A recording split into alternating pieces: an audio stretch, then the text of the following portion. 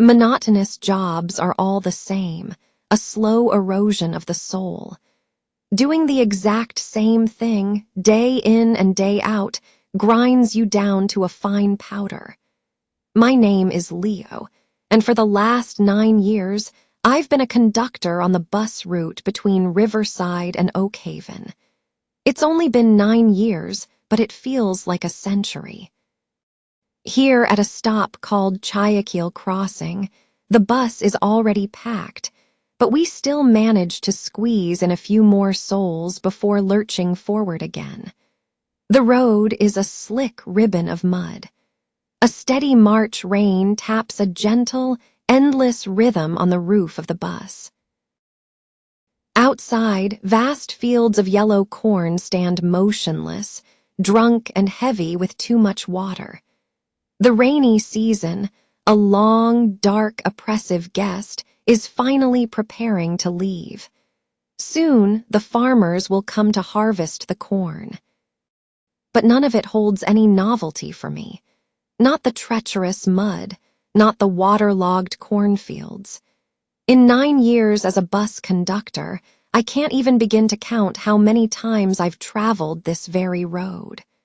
Whether it's the thick humidity of the rainy season like now, a scorching September afternoon, or a crisp, cold June morning, it's all just a different shade of the same gray. I have one persistent wish, a prayer that never changes, to reach the end of the journey as quickly as humanly possible. And yet, it's a wish that is never granted.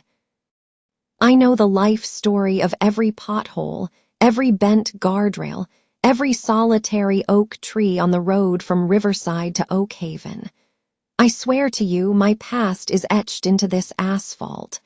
So is my present, and I find it impossible to imagine a future that isn't defined by this route. The road to Oak Haven, then back to Riverside, and back again to Oak Haven. A perfect, unending loop. I don't like to dwell on my life before I became a conductor.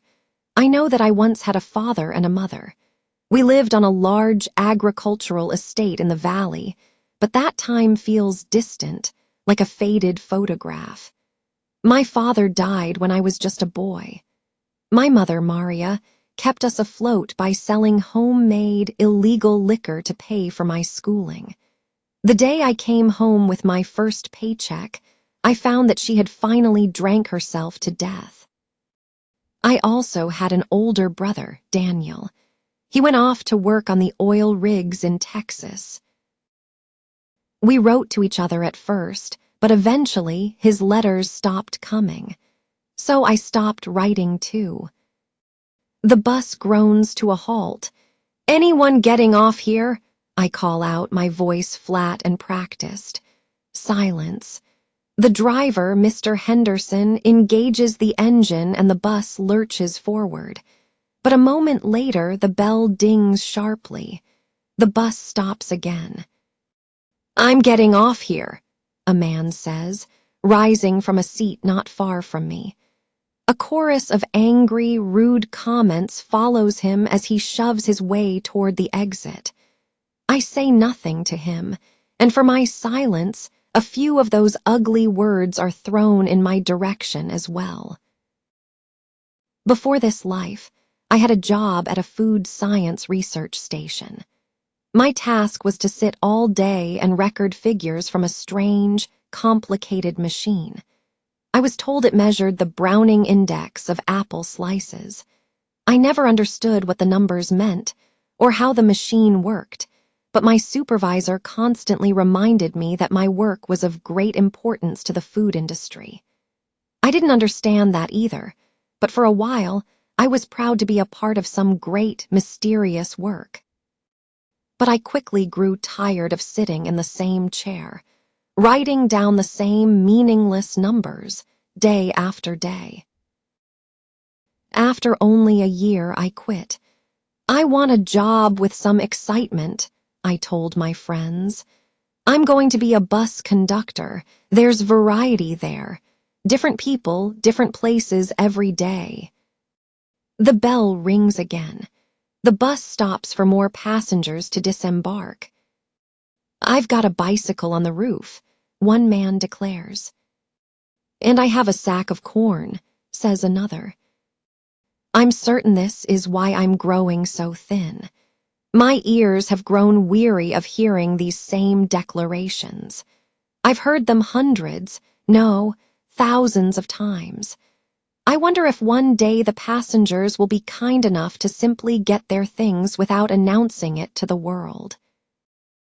We've reached the worst stretch of the road. The bus is now moving at a walking pace. Mr. Henderson expertly swings the heavy vehicle from one side of the road to the other, trying to find the least muddy path. Often, his efforts fail. The wheels sink deep into the muck, and all the able-bodied passengers have to get out and help push us free. I wonder what time we'll get to Oakhaven, I say aloud, not meaning to. Mr. Henderson, hearing me, glances at his watch, almost ashamed. "By 5 we should be there," he says. He's a very old man, having been a driver for over 30 years. He shouldn't still be working, but every attempt by the transport company to force his retirement has failed.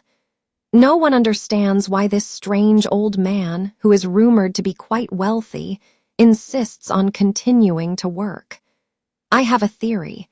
He'll die the moment he's taken off this road. Behind the wheel, he seems full of life, but in his eyes, you can see the shadow of death lurking. It's only the road that keeps his heart beating. The bus slides precariously on a steep, muddy hill and nearly tips over. Streams of brown water rush down the ditches on the side of the road.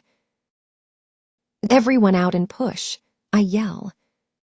It seems to me that this road changes everyone it touches. No one is immune. Not just the driver, but every passenger I have ever encountered. I feel a deep sorrow for them, and the thought disturbs me. I became a conductor to escape a boring job and a cold, impersonal machine that measured the brownness of apples. But after 9 years, I don't find much variety in the brownness of human beings.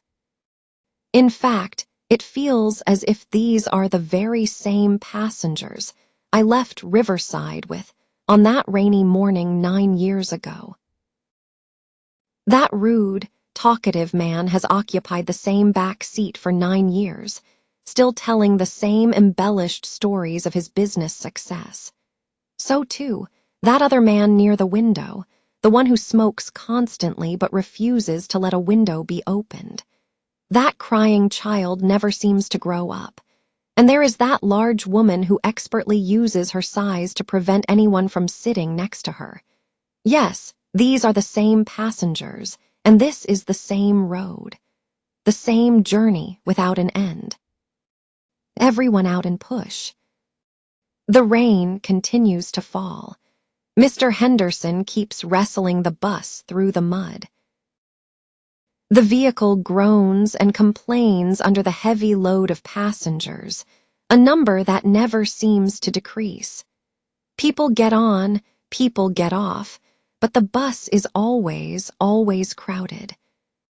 At a small stop called Kampingi, the bus pauses to pick up a few more passengers, all soaked from the rain. Among them is a man wearing a tattered, old yellow raincoat. I watch him carefully as he climbs aboard. Yes, it's him. My father. My father had that exact same hardened look on his face, that same stooped back from years of picking fruit. And for the first time in 9 long years, a crystal-clear picture forms in my mind. I see my father, my mother Maria, my brother Daniel. I see our little house on the estate, the fruit trees in the front yard, the red roof of the processing factory in the distance, a plume of black smoke rising from its chimney. Every single detail is vivid. I can hear the songs of the workers as they picked produce in the fields, wearing their rough yellow raincoats with large baskets strapped to their backs.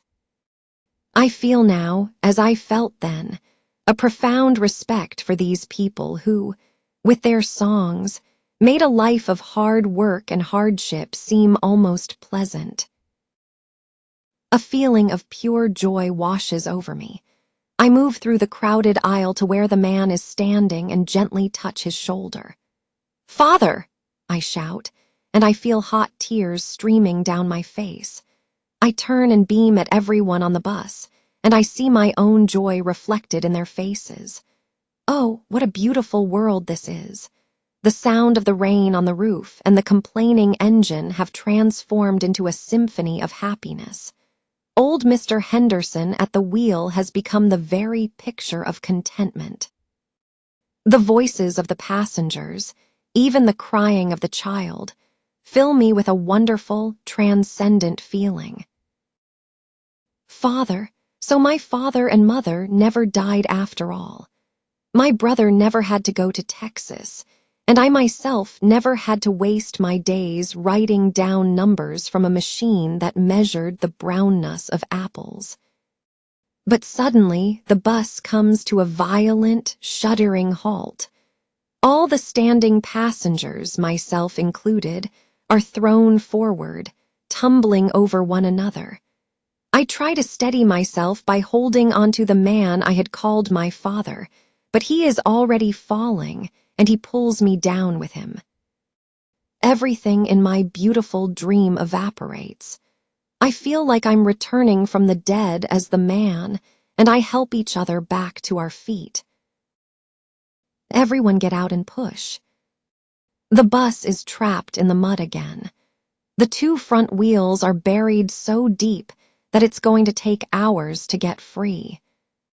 By 7, we should be in Oakhaven, Mr. Henderson says, once we have finally succeeded in freeing the bus. Those words used to be a comfort to me, a promise of release. But now, as I hear them, a deep chill runs through my body. The idea of arrival, of the journey's end, has begun to frighten me. I say nothing. Instead, I just stare out the window at the cornfields, standing silently in the rain.